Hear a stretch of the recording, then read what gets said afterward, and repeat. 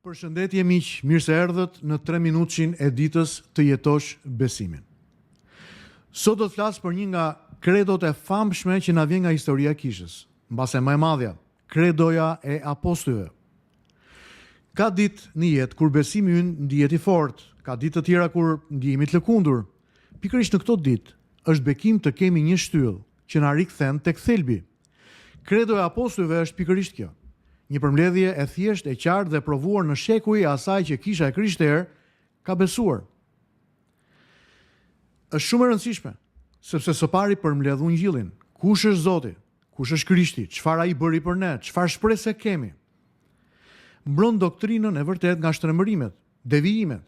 Pra kur ide të reja të çuditshme përpiqen të zëvendësojnë të vërtetën, kredoja e apostujve na kthen tek thelbi.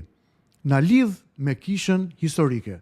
Është një kujtesë që besimi ynë nuk fillon me ne, as me pastorin ton, as me Martin Luterin, por fillon shumë kohë më parë në shekullin e parë. Pra ne hymë në një histori besimi që ka rrënjë shumë të thella. Është e vërtetë që disa të krishterë, veçanërisht ungjillor, nuk e shpallin këtë kredo në kishë. Mbase kanë frikë nga formalizmi, dëshirojnë që adhurimi të mos kthehet në një lloj rituali pa zemër. Shumë japin theks spontanitetit, preferojnë lutjen, rrëfimin me fjalët e tyre. Disa kisha nuk e kanë pasur praktikë historike, edhe pse janë dakord me përmbajtjen. Por çfarë është e rëndësishme, duhet them se mungesa e recitimit, e shpalljes, e deklarimit të kësaj kredoje nuk do thotë domosdoshmërisht mungesë e besimit tek të vërtetat e saj. Unë personalisht e them disa herë gjatë një dite. Në kishën Ungjilli Krishtit në Tiranë, ne e përsërisim çdo herë përpara darkës së shenjtë të Krishtit, çdo të diel. Temat që paraqet kredoja janë të jashtëzakonshme. Besim në Perëndin Atin e gjithëpushtetshëm. Besim në Jezu Krishtin, birin e Tij të vetëm, Zotin ton. Mishërimi, ngjizja nga fryma e shenjtë, lindja nga Virgjëresha Mari. Vuajtja dhe kryqëzimi nën Ponc Pilatin. Vdekja dhe varrimi i Krishtit. Zbritja e Tij në mbretërinë të vdekurve. Së shtati ringjallja në ditën e tretë. Ngjitja në qiell, mbretërimi i përjetshëm i Krishtit i ulur në të djathën e Atit, dhe ardhja e Tij e dytë dhe gjykimi final. Fryma e shenjtë, kisha, bashkia e shenjtorëve, falja e mëkateve, ngjallja e trupit dhe jeta e përjetshme. A mund ta përdorim këtë kredo në jetën tonë të lutjes? Absolutisht po. Si një spirancë, kur je i paqartë, kur emocionet e tua bien, zbresin poshtë, shpall të vërtetat që nuk ndryshojnë dhe këto të vërteta i gjejmë te kjo kredo. Mund ta përdorim si një strukturë për lutje. Një fjali e kredos mund të jetë një lutje, mund të jetë adhurim, falënderim, rrëfim, shpresë. Mund ta përdorim si disiplinë kundër frikës. Pra fillon me çfarë?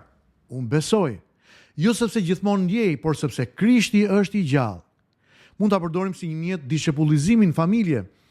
Shpalleni me motrat, vëllezërit, fëmijët, familjen, bashkëshortin. Shpjegoni një rresht, një fjali, çdo mbrëmje dhe lidheni, kontekstualizoni me jetën tuaj të përditshme. Pra, mund të zgjedhësh një fjali nga kredoja dhe të pyesësh, çfarë ndryshon kjo në mënyrën si unë do të jetoj sot? Po themi, nëse ndodhesh nën ankth, ndalu tek ringjallja dhe tek jeta e përjetshme. Shpresa jote nuk mbaron këtu. Nëse je duke luftuar me mëkatin, ndalu tek falja e mëkateve. Mos e mbaj mbi vete atë që Krishti e ka marrë. Le ta shpallim së bashku kredon e besimit ose kredon e apostujve këtë ditë.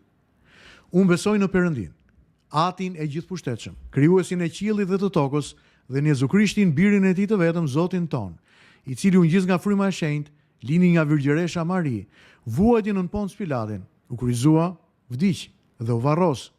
Ai zbriti në anët e poshtme të dheut. Të tretën ditë u ngrit nga vdekja. Ai u ngjit në qiell, është i ulur në anën e djathtë të Perëndis, Atit të gjithëpushtetshëm, nga prej do të vijë të gjykojë të gjallët dhe të vdekurit. Unë besoj në frymën e shenjtë, në kishën e shenjtë universale, në bashkinë e shenjtorëve, në faljen e mëkateve, ngjalljen e trupit dhe në jetën e përjetshme.